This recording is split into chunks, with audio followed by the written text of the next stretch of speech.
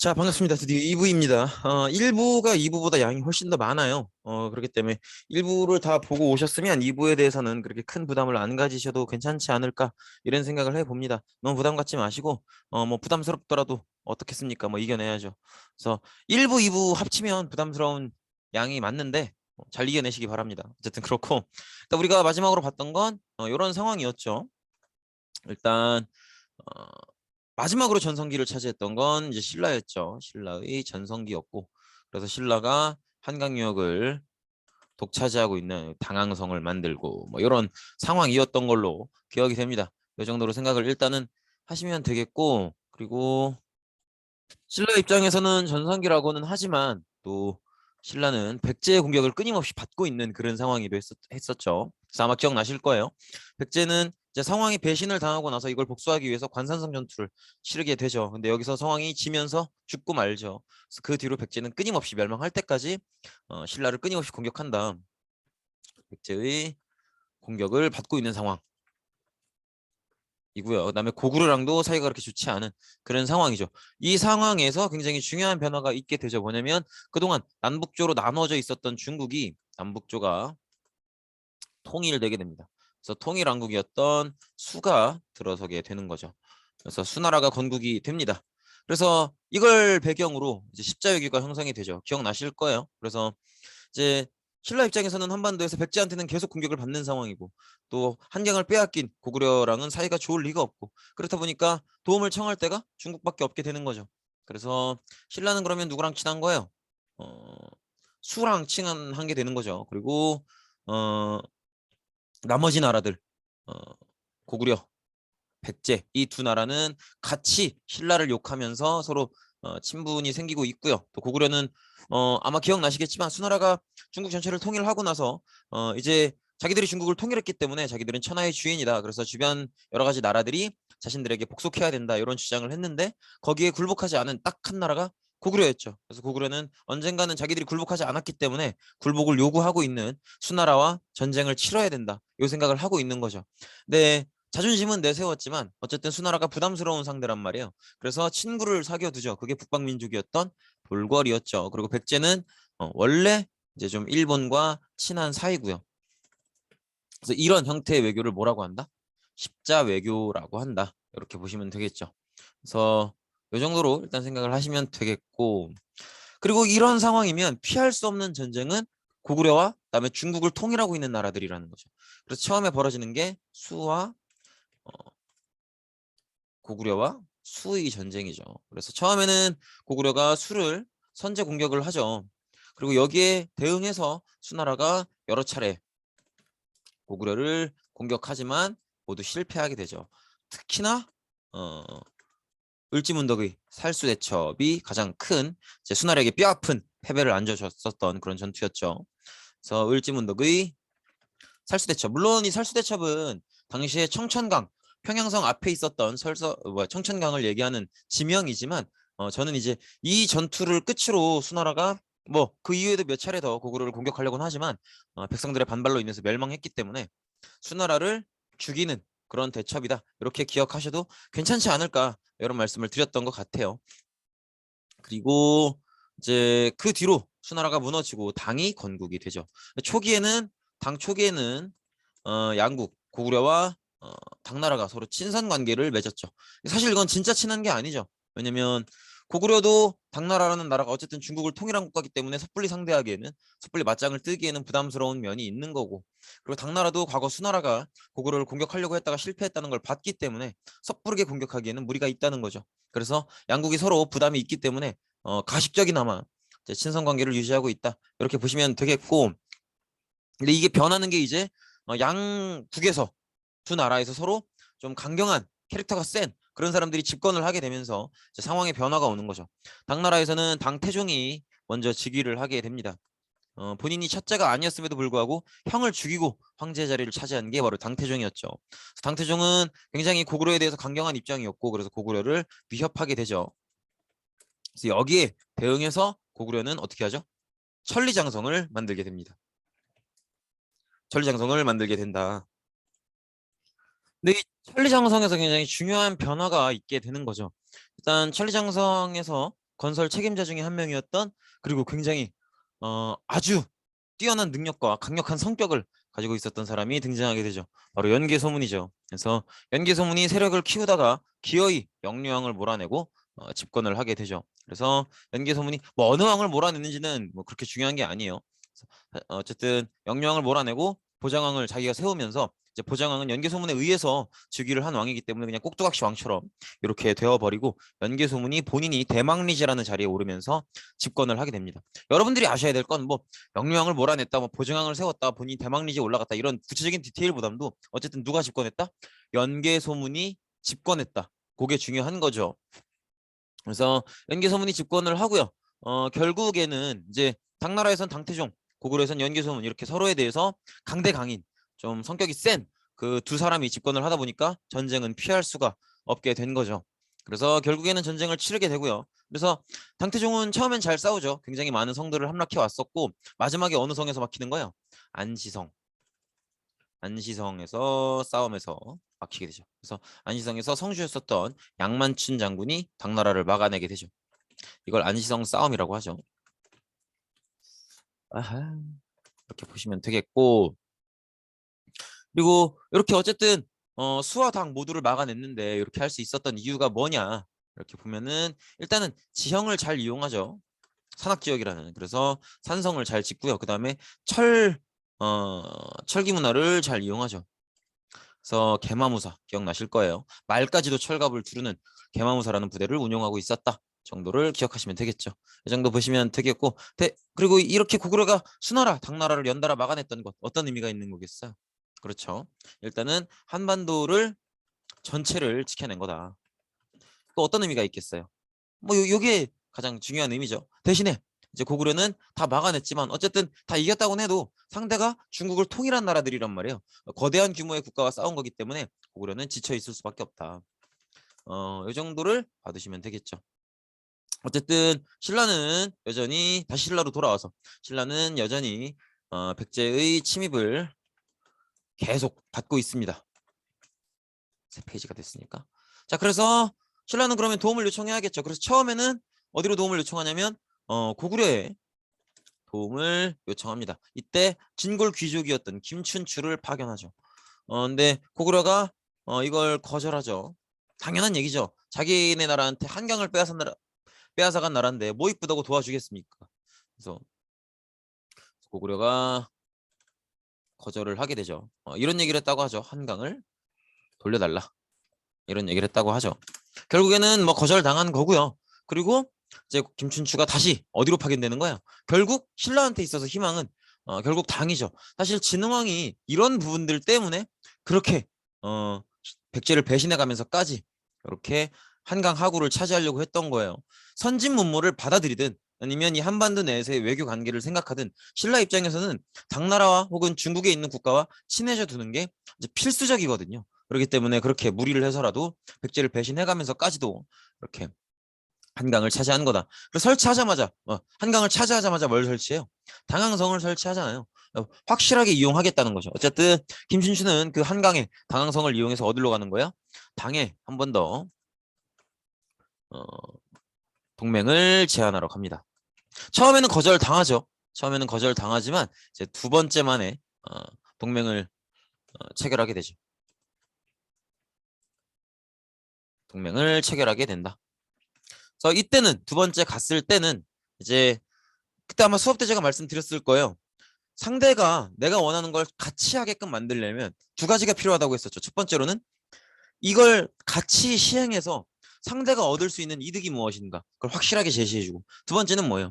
이 전체의 계획을 실행시킬 수 있는 전략이 무엇인가. 그래서 지금 이 김춘추 입장에서는 당나라한테 우리 같이 나당 동맹을 맺어서 한반도를 어떻게 해보자, 어떻게 한반도 전체를 들어엎어 보자, 이런 제안을 하고 있는 건데, 이게 이제 실현되려면 아까 얘기했다시피 두 가지가 필요하죠. 이렇게 나당 동맹을 맺어서 한반도 전체를 들어엎으면 당나라가 가져갈 수 있는 확실한 이익은 무엇인가? 두 번째로 이 들어엎는다는 전략은, 이 계획은 어떤 전략을 가지고 성공시킬 수 있을 것인가? 이 두 가지인데, 김춘추가 제시했었던 첫 번째 당나라가 가져갈 수 있는 확실한 이익 뭐였어요? 바로 대동강. 평양에 흐르고 있는 대동강 그 이북을 주겠다. 그다음에 두 번째는 뭐였어요? 그렇죠. 두 번째는 전략이죠. 이 전체 계획을 어떻게 성공시킬 것인가. 어디부터 치자는 거예요? 고구려 말고 백제부터 치자. 이렇게 얘기를 하게 되죠. 그래서 이런 결론을 내면서 당나라가 이걸 받아들여서 나당 동맹군이 형성이 되고요. 그 다음에 김춘추는 무열왕으로 즉위하게 되죠. 그래서 이 나당 동맹군 협상을 할 때 신라 측 외교 책임자이자 협상 책임자였던 김춘추가 동맹을 맺고 나서 귀국한 뒤에 왕으로 올라간단 말이에요. 이 얘기는 당나라 입장에서는 이 동맹에서의 계획이 정말 신뢰감 있게 진행이 되겠구나, 확실하게 진행이 되겠구나라는 어떤 믿음을 가질 수 있게 되는 계기가 되는 거죠. 이렇게 보시면 되겠고, 그래서 결국에는 나당연합군이 형성이 되고요. 그리고 김춘추가 무열왕으로 즉위를 하게 되고요. 첫 번째로 백제를 공격하게 되죠. 그래서 백제는 결국 이걸 감당해내지 못하고 무너지게 되죠. 그게 이제 이 신라 측의 김유신과 백제 측의 계백이 붙었던 황산벌 전투였죠. 그래서 김유신 대 계백이었다. 이렇게 보시면 되겠고, 그래서 이때 이제 사비가 함락되죠. 사비성이 함락된다. 이렇게 보시면 되겠죠. 한 글자만 줄이면 그죠? 그리고 백제가 무너진 다음에는 일단 백제의 항복은 이제 의자왕. 백제의 마지막 왕이 의자왕이었거든요. 그래서 이렇게 백제는 의자왕이 마지막으로 항복을 하면서 무너지게 되고요. 백제 다음은 어디겠어요? 일단 여기까지가 이제 무열왕의 역할이죠. 그다음에 문무왕이 즉위를 하고요. 그다음에 이제 고구려를 공격하게 되죠. 고구려는 처음엔 잘 막아내지만 누가 죽으면서 연개소문이 죽으면서 평양성이 함락되고요. 그리고 멸망하게 되죠. 이렇게 보시면 되겠고, 각 부흥운동이 있었죠. 어쨌든 고구려나 백제나 멸망을 했지만 그 남아있는 유민들이라고 하죠. 남아있는 백성들이 자기네 나라가 비록 망했지만 되살려보려고 노력을 할 거 아니에요. 그러니까 일종의 독립운동을 하는 거죠. 그런 운동들이 벌어지게 된다라는 걸 보시면 되겠고, 그래서 각국의 부흥운동을 이렇게 좀 보면 일단 고구려 측에서는 일단 뭐 어떤 사람들이 있었나요? 고연무라는 사람이 오골성에서 활동을 했었고요. 그다음에 건모잠이라는 사람이 한성에서 활동을 했었는데, 이 한성은 그 서울이 아니에요. 재령이라는 곳이 있어요. 이렇게 생각하시면 되고, 그다음에 고구려의 왕족이라고 하는 안승이 이제 금마저에서 활동을 하게 되죠. 그리고 백제도 부흥운동이 있었죠. 백제는 누가 있었나요? 일단은 흑치상지가 있었죠. 흑치상지가 임존성이라는 곳에서 활동을 하게 되고요. 그다음에 독신, 도침, 또 왕자풍, 이런 인물들이 주류성에서 또 활동을 하게 되죠. 이렇게 보시면 되겠고, 그다음에 일본이 또 지원을 와주기도 하죠. 백강전투에서 지원을 와주기도 하는데, 뭐 물론 이거 다 외워야 돼요. 고구려의 오골성에서 활동했던 고연무, 한성에서 활동했던 건모잠, 그다음에 금마저에서 활동했던 안승, 그다음에 백제의 임존성에서 활동했던 흑치상지, 주류성에서 활동했던 복신, 도침, 왕자풍, 그리고 일본의 백강전투까지 다 기억을 하셔야 되는데, 이거를 다 기억하기가 부담스럽다면 요 인물만 기억을 해달라고 했었죠. 요 인물이 가장 중요하다고. 누구? 안승이요. 왜냐면 이 금마저가 지금의 전남 익산이거든요. 그러니까 백제 지역이에요. 그런데 이렇게 고구려인이 여기서 부흥운동을 하고 있다는 건 이게 뭘 보여주는 거예요? 신라의 지원을 보여주는 거죠. 신라가 이걸 왜 지원해 주는 거예요? 당을 대응하기 위해서. 그죠? 그래서 그러면 신라가 당을 대응할 이유가 뭐냐? 왜냐면 당나라가 고구려가 멸망하고 백제가 멸망하고 여기서 끝내지 않고, 그러면 신라가 이제 대동강 이남 지역을 통일하고 대동강 이북은 약속대로 당나라가 가져가고 여기서 끝내면 상관이 없었는데, 당나라가 이걸 기회로 삼아서 한반도 전체를 차지하려고 하는 욕심을 보인다는 거죠. 이걸 당의 야욕이라고 하죠. 그래서 당나라가 한반도 전체를 차지하기 위해서 나름대로 자기들의 어떤 예전에 한나라의 한사군처럼 자기들만의 어떤 행정기관을 설치하게 되죠. 그게 이제 신라 지역에는 계림도독부, 그다음에 백제 지역에는 웅진도독부, 그다음에 여기 혹시 합쳐지나? 한 줄로 올라갈 수 있나? 되네요. 그다음에 요 계림도독부와 웅진도독부를 이제 통할해서 관리하는 고구려 지역의 안동도호부. 이렇게 설치를 하죠. 사실은 당은 주변 다른 지역에 대해서도 이랬어요. 그래서 당을 중심으로 뭐 안서도호부 다 있거든요. 이런 식으로 안서도호부, 안북도호부 뭐 이런 식으로 다 있는데 어쨌든 한반도 쪽에는 이렇게 고구려에 안동도호부를 설치해서 한반도 전체를 차지하려고 하는 모습을 보였다. 이렇게 되면 신라도 여기에 대응을 해야겠죠. 그래서 신라가 여기에 대응을 하면서 어제의 동맹이 오늘의 적이 되는 거죠. 그래서 나당 전쟁이 벌어지는 거죠. 그래서 나당 전쟁에서 이제 신라가 당나라를 몰아내게 됐었던 두 개의 전투가 있었죠. 육지에서 한 번, 바다에서 한 번. 무슨 성? 매소성. 무슨 포? 기벌포. 이렇게. 그래서 3단계라고 생각을 하셔야 된다 그랬어요. 황산벌 전투, 개백. 누가 멸망한 거예요? 백제 멸망. 그래서 나당 동맹부터 백제 멸망까지가 김춘추 무열왕의 역할이고, 그다음에 연개소문의 죽음, 평양성 함락. 어디가 멸망한 거예요? 고구려가 멸망한 거죠. 그리고 나당 전쟁. 무슨 전투? 두 개. 매수성, 기벌포. 여기까지가 문무왕의 역할이다. 그래서 이렇게 해서 문무왕이 이제 통일을 완성하게 되는 거죠. 이렇게 보시면 되겠고, 일단 문무왕은 통일 완성까지고요. 그 다음에 통일이 완성된 새로운 국가 뭐가 등장하는 거예요? 통일신라가 등장을 하는 거죠. 그 첫 번째 왕이 바로 신문왕이었죠. 신문왕은 자기 아버지 문무왕이나 통일 작업을 시작했던 할아버지 무열왕만큼의 왕권을 강화시키기 위해서 처음에 뭐래요? 주변의 인근 귀족들을 싹 한번 정리를 하죠. 그게 김음돌은 아니었죠. 자신의 장인이었던 김음돌과 그 주변 귀족들을 딱 이제 거의 다 죽여버리다시피 했었던 김음돌의 난을 일으키게 되고요. 그다음에 이제 중앙 권력을 정리를 하죠. 그래서 본인의 비서기관이었던 집사부와 그 장관이었던 시중이 강화되고요. 그다음에 귀족들의 회의기구였던 화백회의, 오랜만이죠. 화백회의와 그 의장이었던 상대 등은 약화되는 모습을 보이죠. 그리고 이제 여러 가지 제도들을 설치하게 되죠. 그래서 지방제도로 꼭 신무왕이 만든 통일신라들의 제도를 얘기할 때는 이 숫자를 기억해달라고 했었죠. 뭐였죠? 9.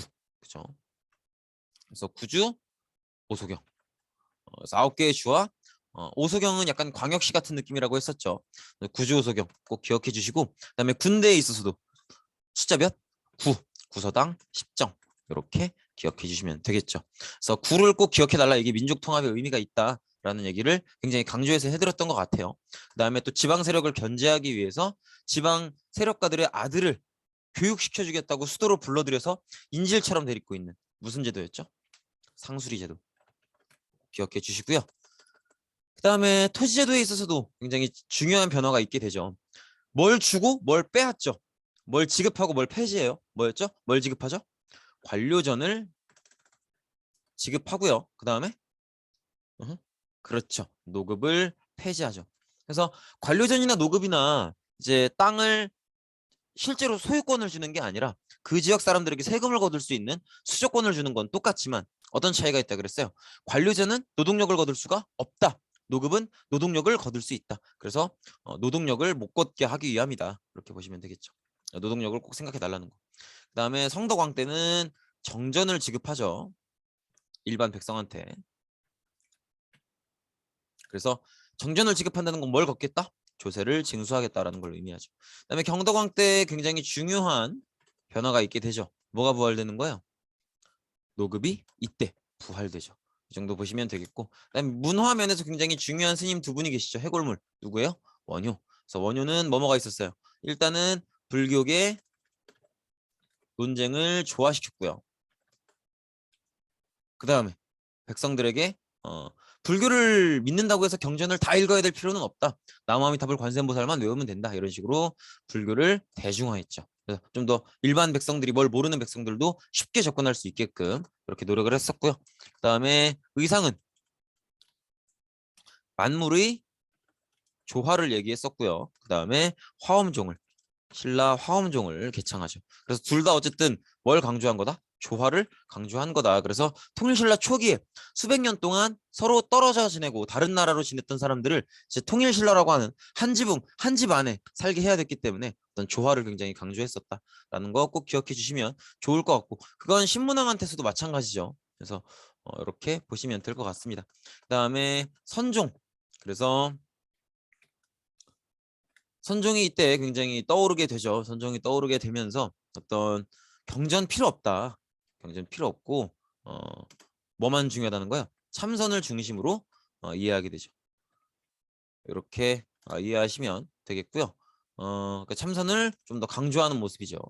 참선을 강조하는 모습이고, 그리고 요 선종은 좀 지방 호족들한테 더 인기가 있게 되죠. 그래서 좀 비교를 해서 보시면 좋을 것 같아요. 비교해서 보면 어디랑 비교가 가능한 거예요? 교종이죠, 교종. 교종은 경전을 중시하죠. 그리고 누구한테 인기가 있어요? 중앙의 귀족들한테 인기가 있죠. 이 정도를 비교해서 생각하시면 될 텐데 이때 이제 선종이 등장하기 시작한다 정도를 보시면 될 것 같고요. 그다음에 육두품들의 활약이 많죠. 육두품들은 뭐 기본적으로는 뭐예요? 골품제의 한계를 느끼고 있죠. 그렇기 때문에 뭐 자기가 좀 더 발전하고 싶으면 예를 들어서 당의 빈공과에 응시하든 신라 사회를 비판하든 이런 모습을 보이죠. 이렇게 보시면 되겠고, 대표적인 인물이 누가 있어요? 뭐 뛰어난 능력을 보여줬던 인물이 뭐 강수나 외교문서를 잘 썼다고 하는 강수나 설총, 이두를 썼었죠. 그다음에 최치원 이런 인물들이 있죠.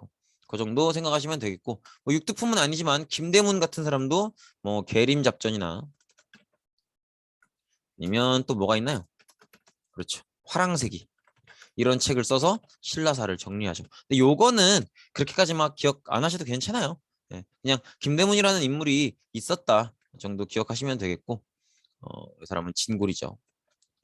이 정도 정리하시면 되지 않나 싶습니다. 그 정도 보시면 되겠고, 그 다음에 발해. 발해 얘기를 좀 해야 되는데 발해는 페이지를 넘기진 못하겠네요. 발해 페이지 넘깁시다. 발해는 누가 건국했어요? 대조영이 건국을 하죠. 그리고 고구려를 계승하는 나라다. 요게 제일 사실 중요하죠. 요게 사실 제일 중요하고요. 그리고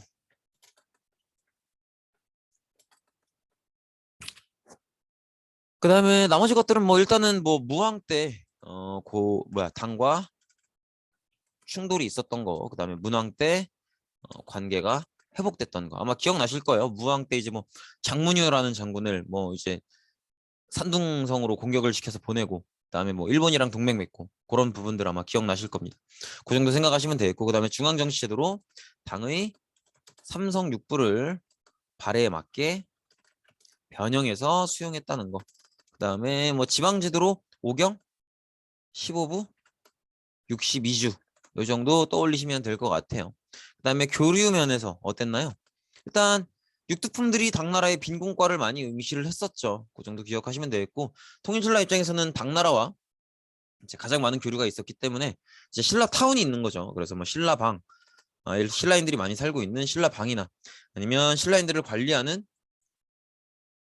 신라소, 그다음에 신라인들이 이 당나라에서 다녔던 절이죠. 신라원 이런 것들이 설치가 됐었다. 뭐 그 정도 보시면 될 것 같고요.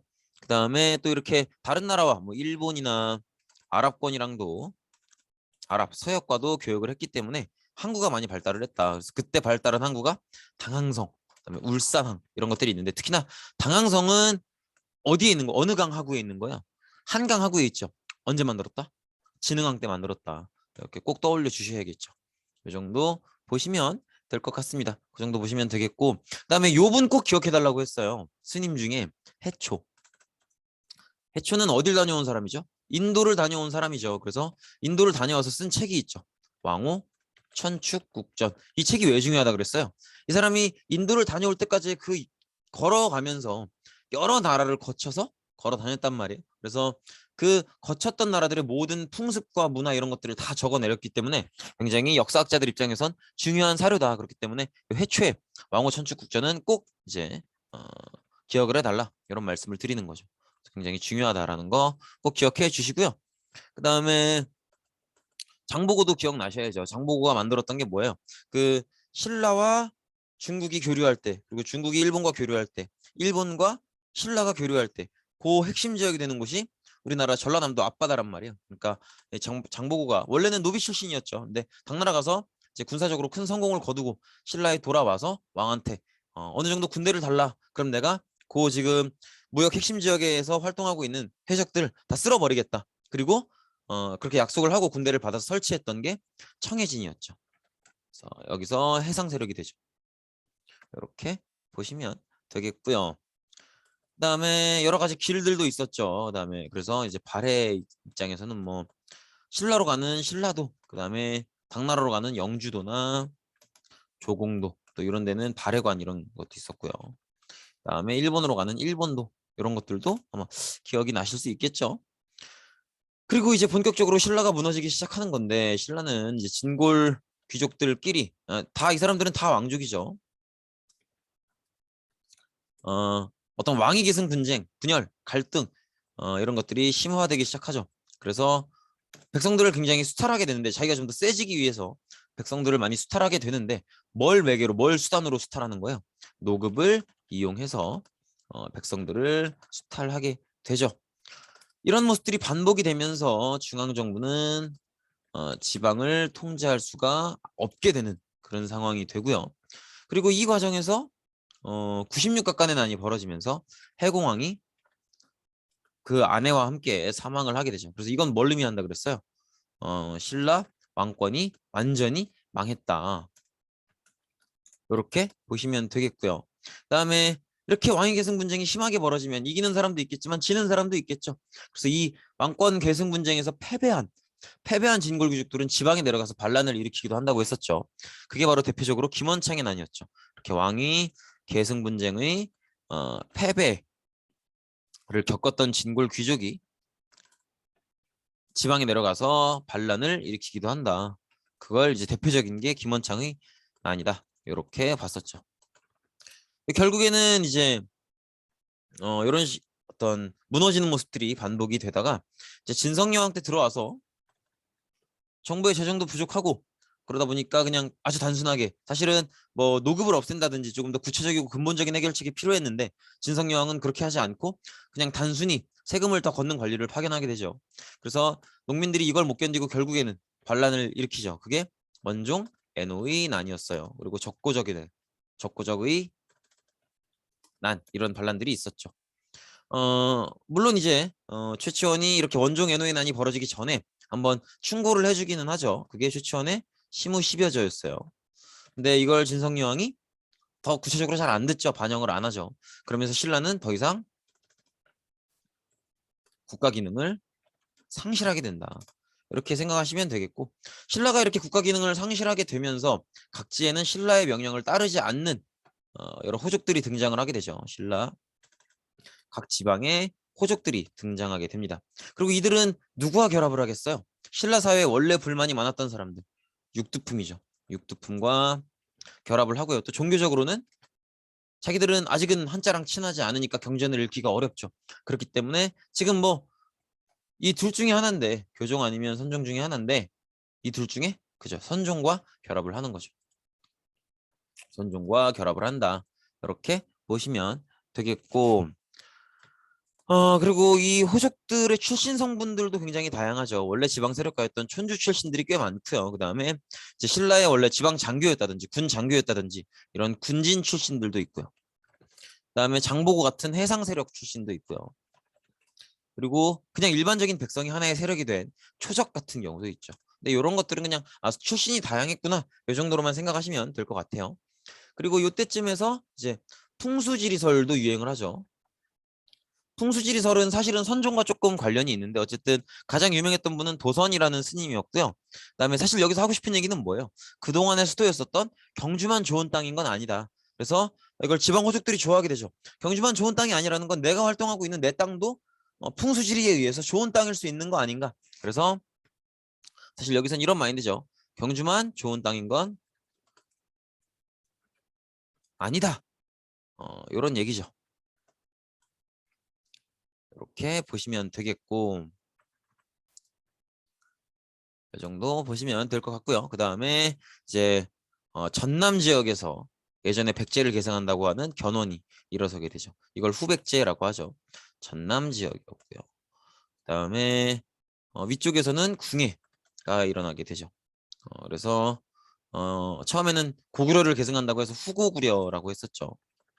이게 나중에 이제 태봉이 되죠. 경기 강원 지역이었고요.